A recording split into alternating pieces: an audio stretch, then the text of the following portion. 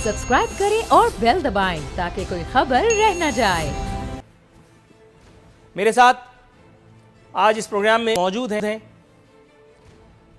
नहीं बल्कि क्यों मौजूद हैं, एक और खबर शेख रशीद वाली खबर से ही निकली है, लेकिन ये ज़्यादा इंपॉर्टेंट है।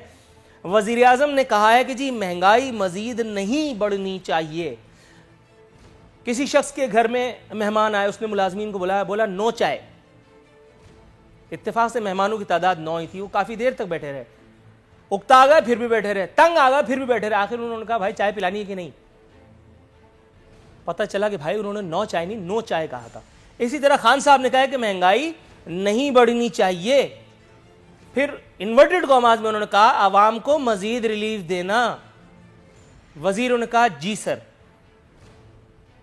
माशी टीम को हिदायत की गई है कि आवाम को ज्यादा से ज्यादा रिलीफ फराम किया जाए। गालिब इम्कान यह है कि अगले 24 से 48 घंटों में किसी न किसी चीज की नर्ख बढ़ा करके आवाम को अच्छा खासा रिलीफ इंशाअल्लाह ताला फराहम कर दिया जाएगा। और उसके बाद एक जबरदस्त किस्म की आड़ तो मौजूद है ही कि नवाज शरीफ चोर था और आसिफ जरदारी डाकू। फिर किसी पे इल्जाम डालते रहेंगे और उसके बाद फिर जब कोई सवाल पूछा जाएगा तो कहा जाएगा कि जी आप जमहूरियत दुश्मन हैं और फलाने और डिकाने हैं। आज मेरे साथ मौजूद है मोहतरम जनाब नदीम कुरैशी साहब, ताल्लुक़ है पाकिस्तान तहरीक इंसाफ से, अखूनज़ादा चट्टान साहब पाकिस्तान पीपल्स पार्टी से, निसार चीमा साहब पाकिस्तान मुस्लिम लीग नवाज मेरे साथ आज के इस प्रोग्राम में मौजूद हैं। पीटीआई वाला नहीं है मतलब, कहाँ आएंगे?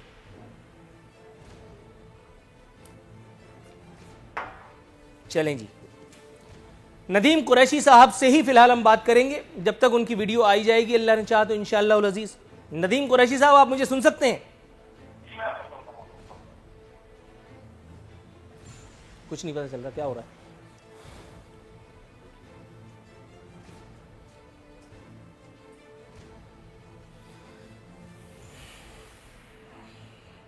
चलें, राव अनवार के मामले पर जब तक हम बात कर लेते हैं। अखुनज़ादा चट्टान साहब हुजूर वाला ठीक हैं, आप खैरियत से हैं? अल्लाह का शुक्र है, अल्हम्दुलिल्लाह। चट्टान साहब हुजूर वाला, ये मुझे बताइएगा, वैसे तो पूरे सूबे की सिक्योरिटी जो है वो वज़ीर आला की और हमारी पुलिस की और हमारे इदारों की, हमारी हुकूमतों की, हुकूमत की जिम्मेदारी है सर ये, लेकिन राव अनवार के बारे में गुमान किया जाता है कि ये पाकिस्तान पीपल्स पार्टी की क़यादत के अनमोल रतन थे।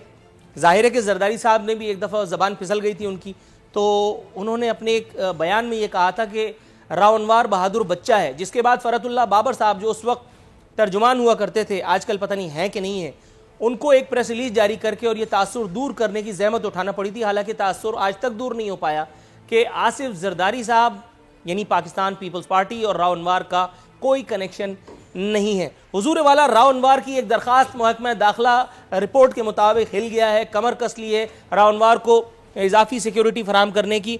वैसे तो ये काम मैं खुद भी कर सकता हूँ, राव अनवार को काफ़ी सारी सिक्योरिटी तो मैं भी दे सकता हूँ। एक सेगमेंट में मैंने उनको काफ़ी तहफ़्फ़ुज़ का, बल्कि शायद अदम तहफ़्फ़ुज़ का एहसास दिलाया था सर। लेकिन आपके ख्याल में कब इंसान इतने ज़्यादा एहसास अदम तहफ़्फ़ुज़ से दो चार होता है कि उसे आस पास की हर शय से खौफ आने लगता है? 400 प्लस लोगों का इल्ज़ाम है इनके ऊपर।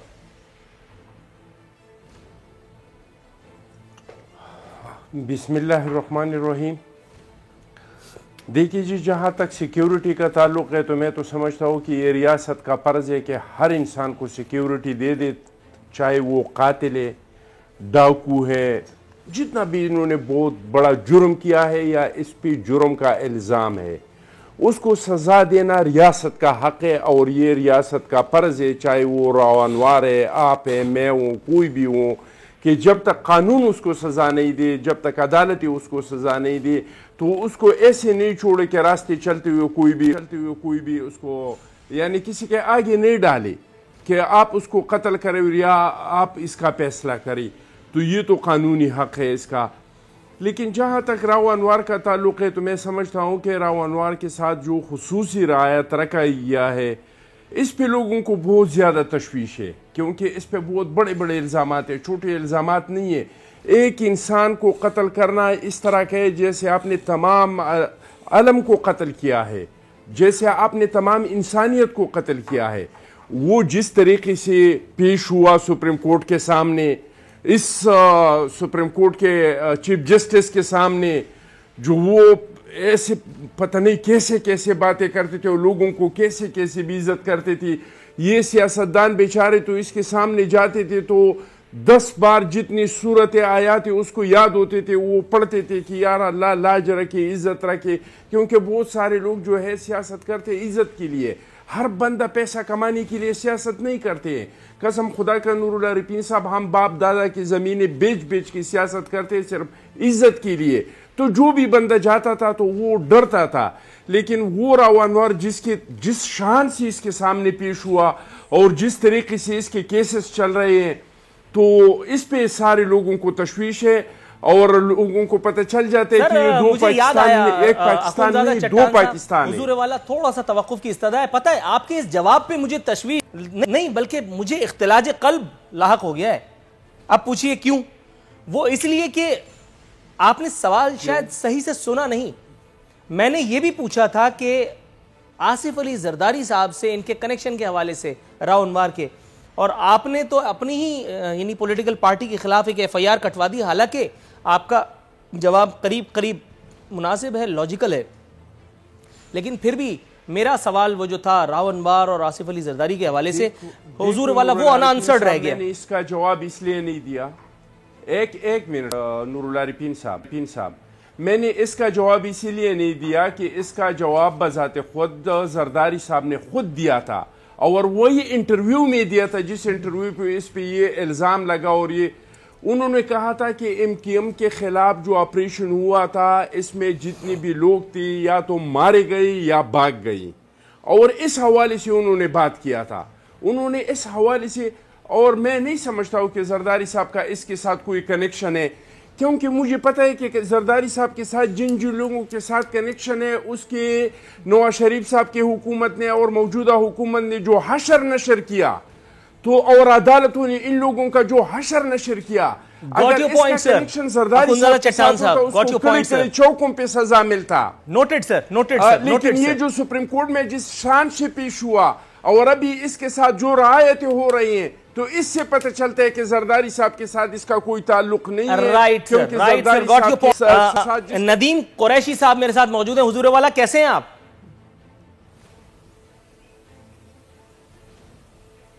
جی اللہ کا شکر ہے, آپ کی دعا ہے. اللہ کا واسطہ ہے. حضور گویا یہ بزم جو ہے وہ پھیکی سی تھی جب تک آپ نہیں آئے تھے. میرا پورا فتویٰ چلا گیا, میں نے باقاعدہ پوری لنترانی کر ڈالی اور آپ نہیں تھے تو کچھ اچھا نہیں لگا. لیکن چلیے, اب جو آپ کی قسمت میں نہیں تھا وہ آپ کو نہ مل پایا. میں اپنا سوال تھرو کرتا ہوں, کوشش کیجئے گا بٹوین دا لائن اگر جواب دے سکیں تو عنایت ہوگی. حضور والا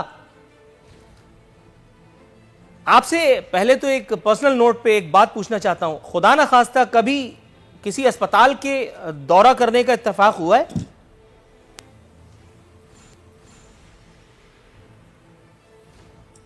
جی میں انسان ہوں, میں لکڑی کا تو نہیں بنا ہوا حضور, نہ ہی میں کسی کمپیوٹر کی ایجاد ہوں. انسان جب ہوگا تو اسے ہاسپٹل جانا پڑتا ہے, ہاسپٹل جانا پڑتا ہے. تو یعنی وہاں پر نرسز بھی نظر آئی ہوں گی آپ کو؟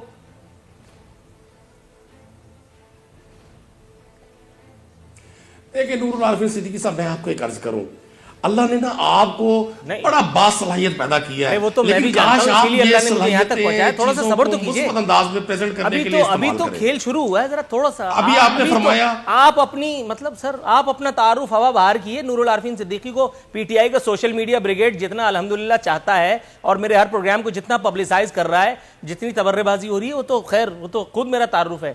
اچھا, نرسز والی بات آپ نے گول کر دی. نرسز کسی ایک عام انسان کو حوریں لگ سکتی ہیں, ایسا کب ہوتا ہے نارملی, یہ پوچھنا چاہ رہا تھا. اس کے بعد پھر اگلا سوال پوچھنا چاہوں گا.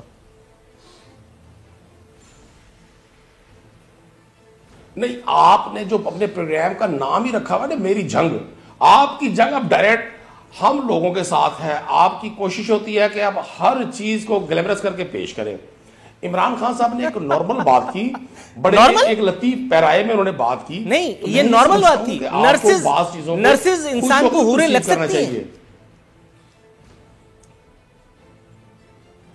وہ ایک آدمی جو بستر پہ ہو, وہ ایک آدمی کہ جو اس وقت زندگی اور موت کی یا پتہ نہیں کسی معاملات سے خاص معاملات سے دوچار ہو, مسیحا میں وہ مطلب رنگ ڈھونڈ سکتا ہے؟ یہ نارمل بات ہے؟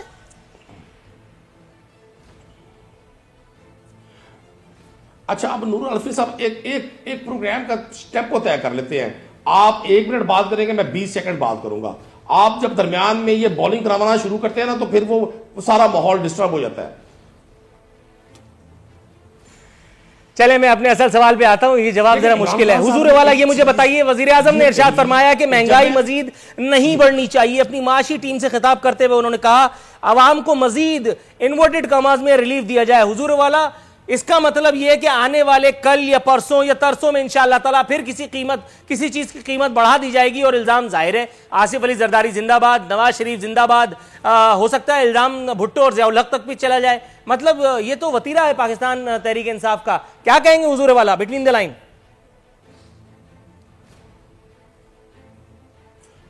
پاکستان تحریک انصاف کا وتیرہ نہیں ہے.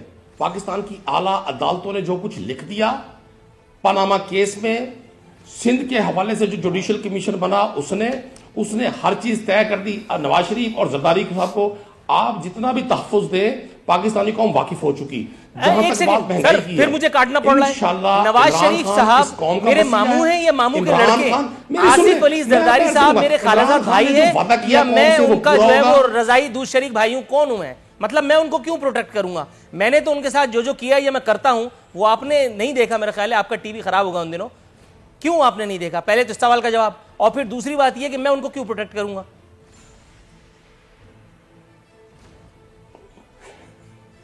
صدیقی صاحب میں عرض کر رہا ہوں, اب آپ چیزوں کو اگر مکس کریں گے نا ماضی کے ساتھ تو پھر بڑی طویل بات ہے. نواز شریف صاحب کو اور آصف زرداری کو پاکستان کی اعلیٰ عدالتوں نے جو ان کے حوالے سے ورڈکٹ دے دیے وہ تاریخ کا حصہ رہیں گی. اس میں عمران خان صاحب کچھ کہیں نہ کہیں. اب آ گئی عمران خان صاحب کی بات. عمران خان صاحب نے بالکل ٹھیک کہا. ایک آپ کو عرض کر دوں, 18ویں ترمیم کے بعد مہنگائی کنٹرول کرنا بنیادی طور پر صوبوں کا کام ہے. سندھ میں گورنمنٹ پیپلز پارٹی کی ہے. اگر آپ سندھ میں بڑھنے والی مہنگائی کو بھی ہمارے کھاتے میں مکس کریں گے تو پھر واضح ہو جائے گا کہ آپ نے یہ میری جنگ صرف ہمارے ساتھ رکھی ہوئی ہے. میں آپ کو عرض کروں, عمران خان صاحب نے جن حالات میں اس ملک کی باغ ڈور سنبھالی یہ کسی کمزور اعصاب کے شخص کا کام نہیں تھا. سبسکرائب کریں اور بیل دبائیں تاکہ کوئی خبر رہ نہ جائے.